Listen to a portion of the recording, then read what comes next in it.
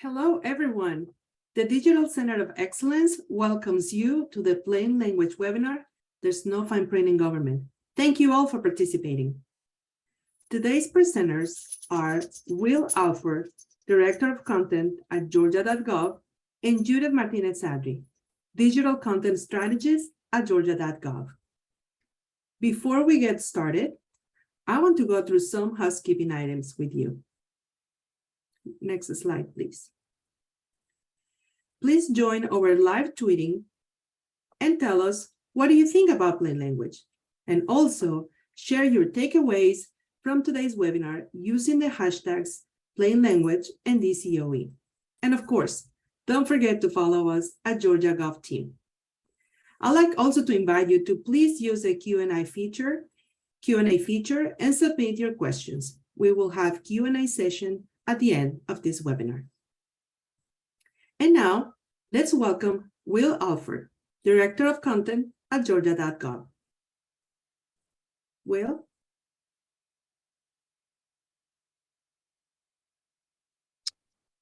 Hi, everybody. I need the host to allow me to share my video. Of course. My apologies. 1 second. No worries.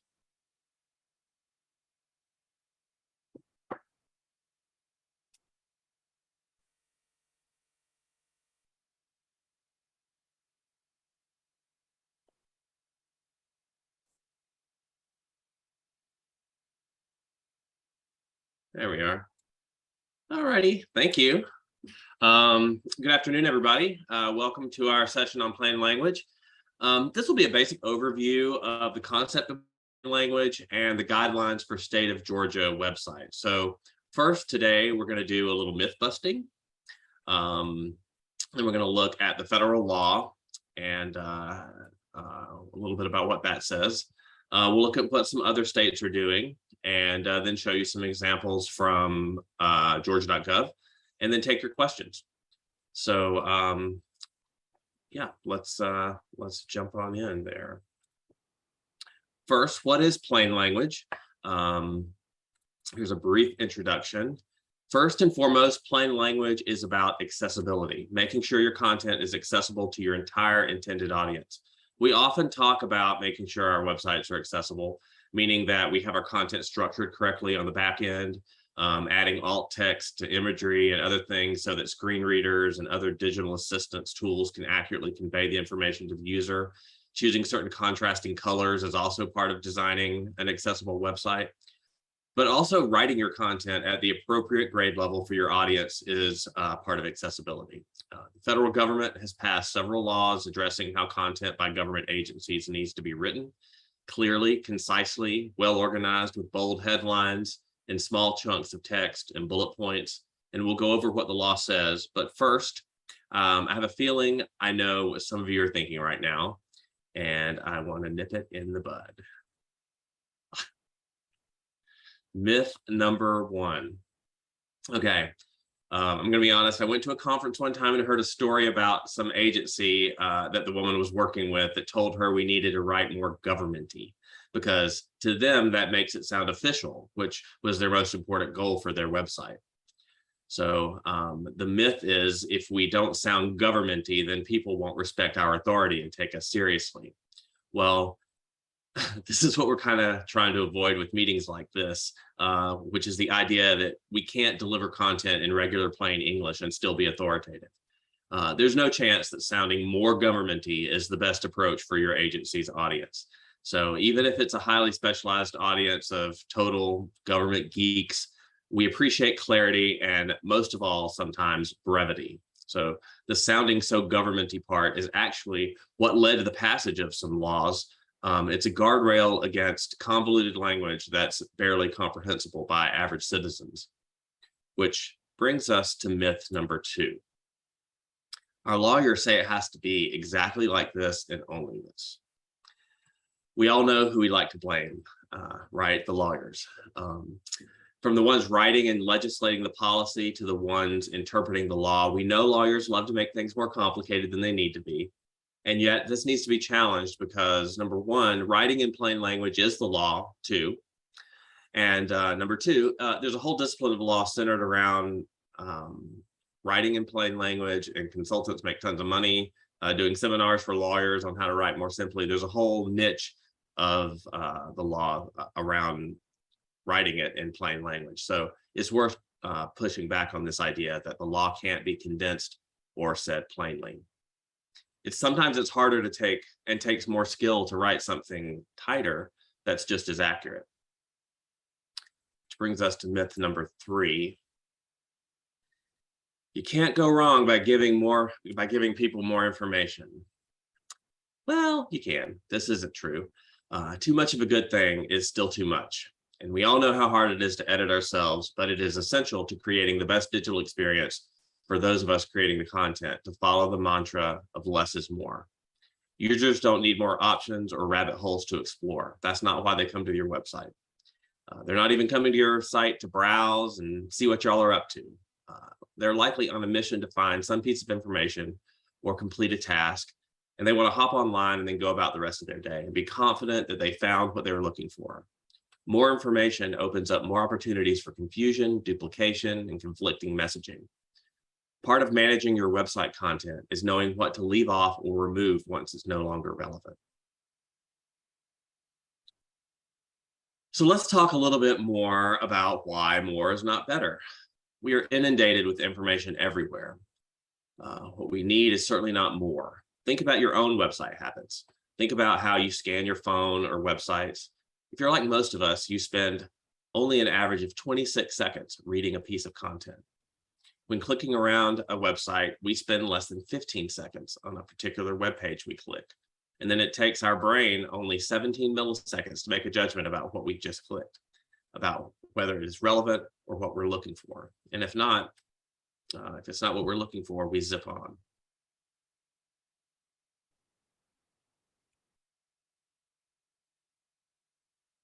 So this is basically it.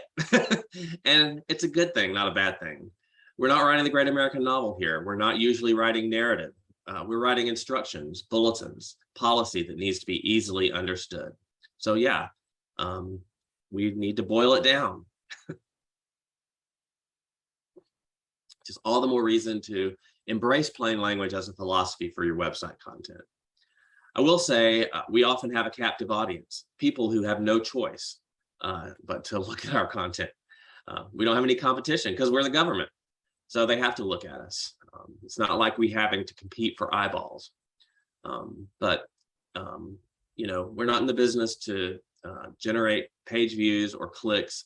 It's more like the content that we publish is information that people have a right to. And it's our job to make our information and services accessible to everyone. That's the point of what we're doing. So to make sure that we have our priorities straight and have our users at the forefront of our minds, the feds have enshrined this thinking into law. And I wanted to share a little history here.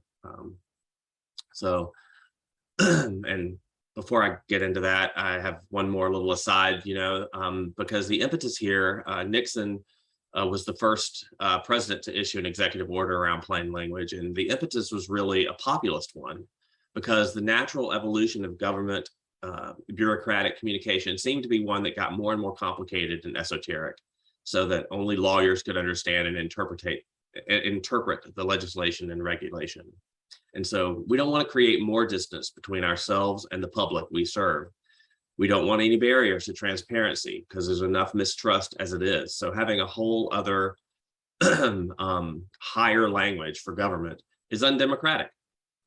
So anyway, coming off my soapbox, that's where this was coming from back in the 1970s with Richard Nixon. And it was his way of bringing that populist sensibility to lawmaking. He was the first president to issue an executive order on the topic. He decreed that all federal law must be written, quote, in layman's terms. And President Carter carried this idea forward with his executive order aimed at what he called, quote, bureaucratic gobbledygook. So that second bullet point is, for you trivia buffs, something you probably will never have to answer at your neighborhood bar's trivia night, but the first regulations to appear entirely in plain English were the FCC's rules for CB radios, which were written as a series of questions and answers with personal pronouns sentences in active voice, and clear instructions. That was a big deal at the time, and we've come a long way in making our government information more accessible to the public that we serve. In 2010 and 2012, President Obama signed the legislation that said government laws, policies, regulations, and then publications, websites, forms, documents, etc., must all be written in plain language. And this is where we get, if you ever, I'm going to share some resources here at the end, but plainlanguage.gov grew out of that legislation. This is the memo that went out probably after that looked something like this, I'm sure. So I'll pause here for the uproarious laughter, and then, okay, now I'll move on. Thank you. Specifically, though, these guidelines help agencies write clearer so their users can find what they need, understand what they find, and use what they find to meet their needs.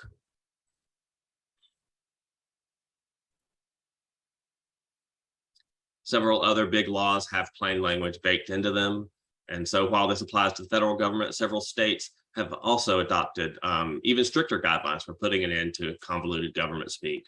So we're going to take a look at what some states have adopted. But first, let's look at some examples from the Fed so you can see kind of what we're talking about here. As you can see here, instead of a big block of text, they use a table with columns and only essential words. It makes it much easier to scan. It's pretty dramatic. And on this slide, you can really see that less is more. So don't omit important facts or nuance, oversimplify or dumb down, but do eliminate excess words. This is an example from the Department of Health and Human Services. And then just today, Mary on our team pointed out this tweet from plainlanguage.gov talking about the FCC updating its emergency alert system. So the work is ongoing and never ending. So the FCC apparently here is replacing technical jargon with plain language terms so that alerts are clearer. So let's look at a couple of other states here that have some plain language guidelines. Georgia is not one of those states. As part of our work with the Digital Center of Excellence, we do hope that our committee can come to an agreement this year. We're looking at some recommendations and trying to outline a sketch of recommendations that we can put forth for our state to adopt. We're working on that, but just so you have an idea of what other states have done, we're going to look at Oregon, Florida, and Minnesota. And just call out a few details that we thought were interesting, but we know these 5 states have already adopted their own set of guidelines. In Oregon, they have 6 requirements to meet their standards.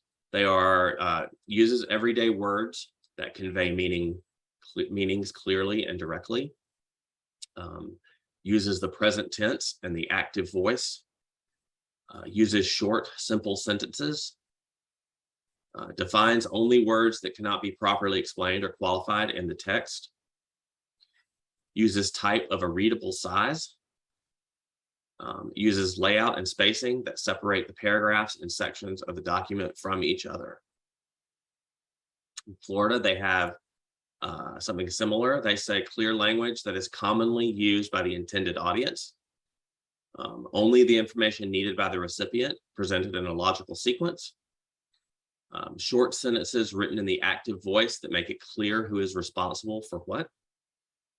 And then a layout and design that helps the reader understand the meaning on the first try, which includes adequate white space, bulleted lists, and helpful headings.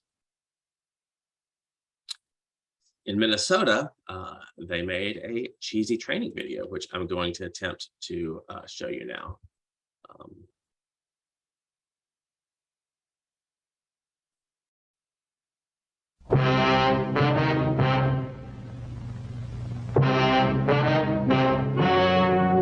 I'm Sam Snoop, the Plain Language Sleuth, and this is my sidekick, Maggie the Magnifying Glass. Maggie and I are working the Plain Language Caper.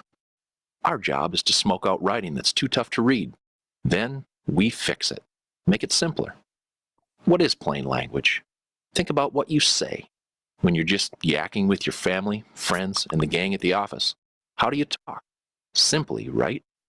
That's because you want people to understand you. But do you write that way? Imagine two baseball buddies sitting at home watching the Minnesota Twins on TV. One's Peter Plainspoken, the other's Gloria Gobbledygook. Peter steps away for a minute and misses a play. When he comes back, he wants to know what happened. Wouldn't you? So what did Mauer do? I have received your inquiry and am prepared to respond. According to the official rules, section 423.098, subdivision 379.222, paragraph B, a run can be scored by the batter when said batter makes contact with the baseball with his bat. Several situations may then ensue, which allow the batter to touch all bases consecutively without having recorded an out. In situation 1A, the ball makes contact with the bat and is then propelled to a point where... So he hit a home run. Is that what you're saying? The response to the oral communication received by you and dated May 1st, 2013 has resulted in an amended affirmative response to the initial interrogatory received from the above reference. Does that mean yes? According to the rules, section 423.625, the correct answer... Did you understand what Gloria was saying? Even if you did, why would you want to? Who's got the time to be a translator? It's the same thing with writing. Whether it's a letter, email, website report, anything else. Make it something your readers understand the first time they read it.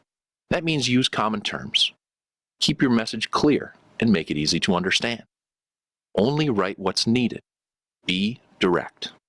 Think of some of the great plain language messages of all time. Ask not what your country can do for you. Ask what you can do for your country. I'll be back.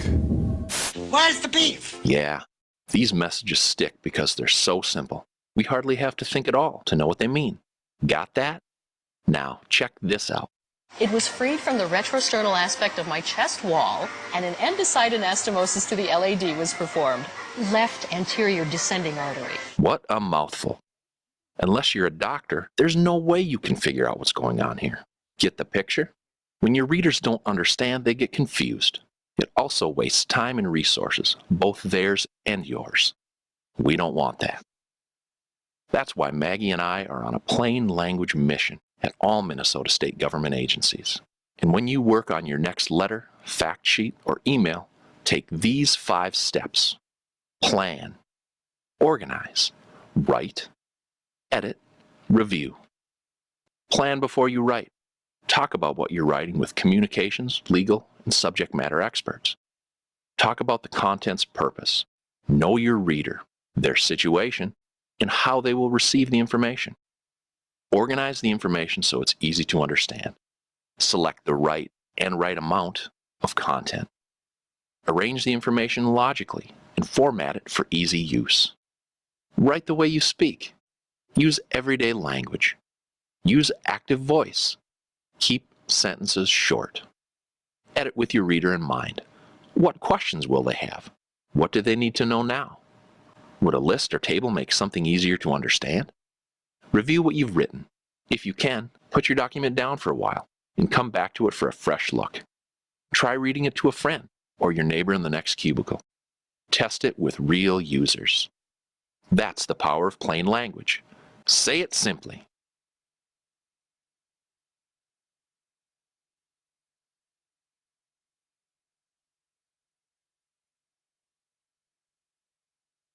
Moderate to severe eczema. It No, doesn't care no, if you no, have no. a date, We're done with a that. day off. Sorry about that. So that's what Minnesota put together for their state. And stay tuned from more from the DCOE about guidelines for Georgia. Georgia's been doing a lot of great work across all of our agencies already, following best practices and truly creating content for everyone. I want to turn it over now to Judith, who's going to share some examples from georgia.gov. But first, let me run through these 10 practical skills for plain language. Number one, write for your reader, not for yourself. Number two, it's okay to use pronouns when you can. Number three, stick to your topic. Number four, limit each paragraph to one idea and keep it short. Number five, you've seen in every single example, write in the active voice, use passive voice only in rare cases. Number six, use short sentences. Number seven, use everyday words to explain technical terms and explain technical terms probably. Number eight, omit unneeded words. Number nine, keep the subject and verb close together. And then on number 10, use headings, lists, and tables to make things easier. So with that in mind, I'm gonna pass off to Judith here to talk about some real life examples in Georgia. Thank you, Will. And now I will show you some examples of how our team has implemented some of the plain language recommendations on georgia.gov. Let's start with number one. Less is more. Be concise. This is a recent example of a state program, and as we can see, the description is brief and straight to the point. And for more information, we just provide a link to avoid cluttering this paragraph with unnecessary information. Let's go now to slide number 2. The next recommendation is to break documents and content into separate topics. In this example, we separated 3 programs available with the intent to help the user to choose the best program for them. Next slide, please. Number 3, the use of short lists and bullets to organize information is highly recommended in plain language principles. This is another recent example that we had at georgia.gov listing important dates for the recent elections page. Next slide, please. Now, using headings with less text under each heading is also highly recommended. As we can see in this example, the description is limited to one idea and one idea only versus adding all the programs available. Next slide. Now, questions often make great headings, and this is because when people search, most of the time they use questions. So having a question in the heading is also helpful with SEO.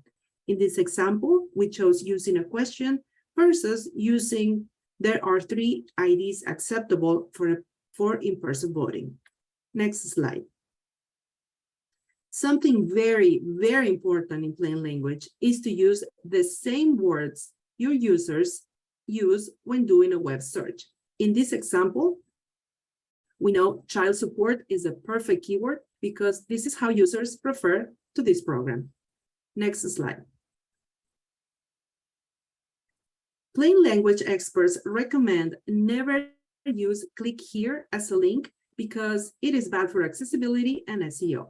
Instead, the link language should describe what your reader or user will get if they click the link. And as we see in the example, we link to secure ID and fees and terms, and this is exactly the information the user will see when they click on that hyperlink. Next slide, please. Very, very important. Don't assume your readers have knowledge of the subject or have read related pages on your site. Clearly explain things so each page can stand on its own.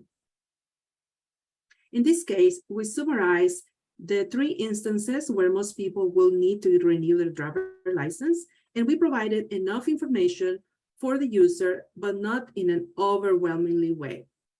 Next slide. This is a beautiful example. As you can see, 50% of the page is empty space with some graphics.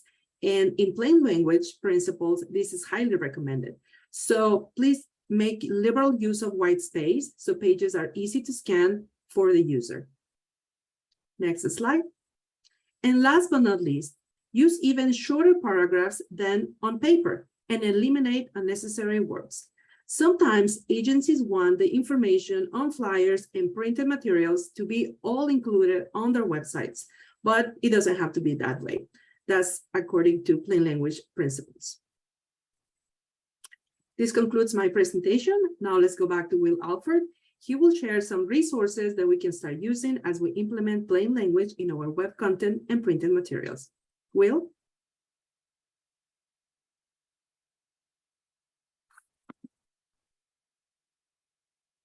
All right, there I am. Thank you, Judith.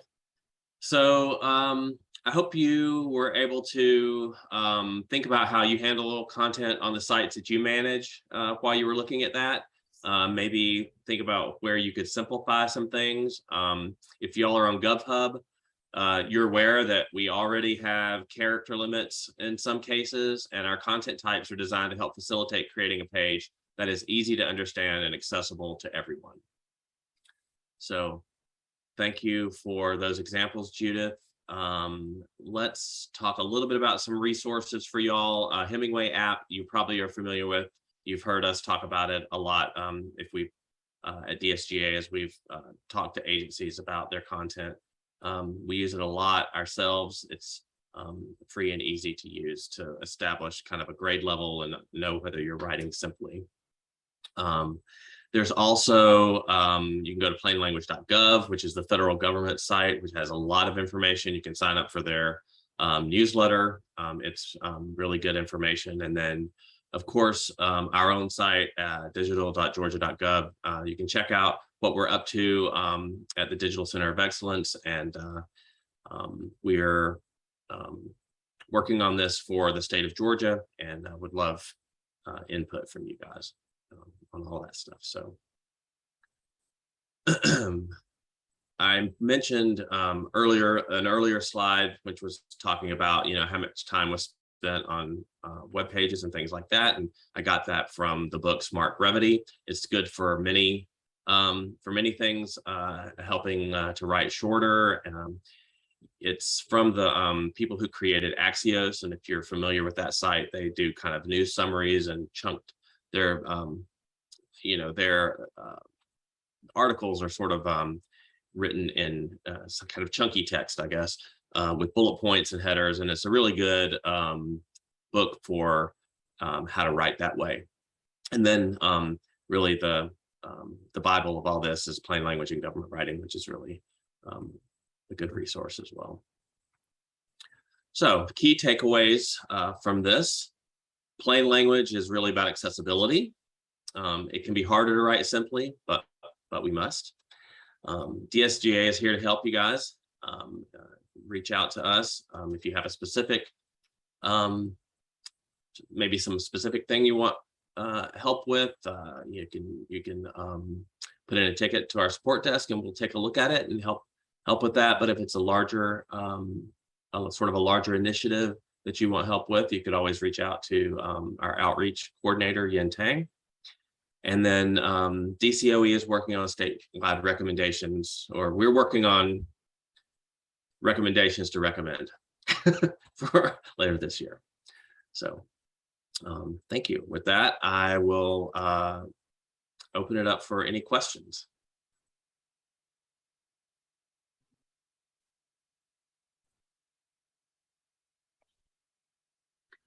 Will, someone wants to know if we will be able to share these slides and the resources. Oh yeah, sure, of course. We'll do that. Yeah, we definitely will do that. And I'll get with Erica about how best to disseminate this to everyone who is in attendance. Also, people want to know how difficult it was to implement plain language on Georgia.gov.